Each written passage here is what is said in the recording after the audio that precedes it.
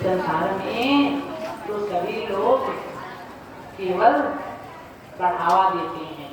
आपसे ये भी नहीं कहेंगे कि आप ये कर्म सही कर रहे हो कि गलत कर रहे हो, केवल आपका बढ़ावा। हाँ, जो भी कर रहे हो आप सब सही कर रहे हो, फिर वो गलत ही क्यों ना, वो भी सही है इन जगत वालों की नजरों में। संसार के लोगों ने न कभी किसी का साथ दिया है, न देते हैं और न कभी देंगे। अगर कोई साथ देगा तो केवल और केवल वो शिव ही साथ देता था, देता है और आगे भी देता रहेगा।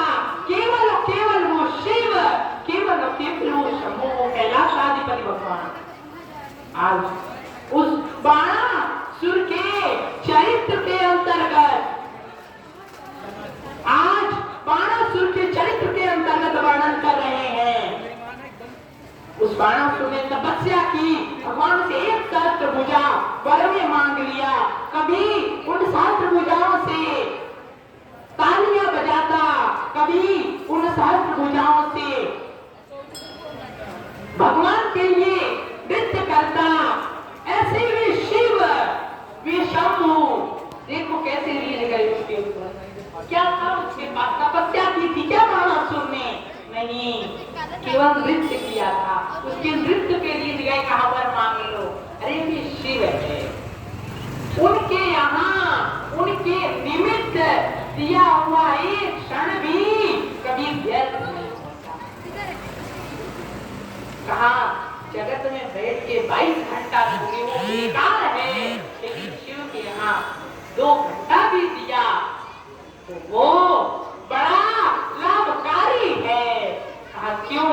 कहा वो शंभु एक मिनट का हिसाब दे देते हैं, कभी रखते नहीं ना अपने पास कुछ, किसी के ऋणी थोड़ी ना है वो शिव। आप सभी लोग उनकी सत्संग, उनकी कथा में बैठे हैं, देख लीजिएगा।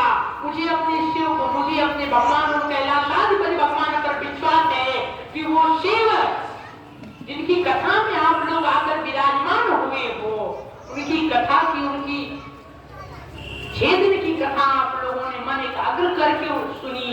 वे शिव आप लोगों के मन में जो भी इच्छा होगी बहुत जल्दी पूर्ण कर देंगे। बोलिए हर हर महादेव, क्योंकि देने वाला शिव है। कहा एक एक क्षण का मोल दे देगा वो शिव, वो भगवान दे देंगे। ऐसे भगवान शिव आज उस बाणासुर ने तपस्या करके भगवान शिव, भगवान शंभु से वर मांगा।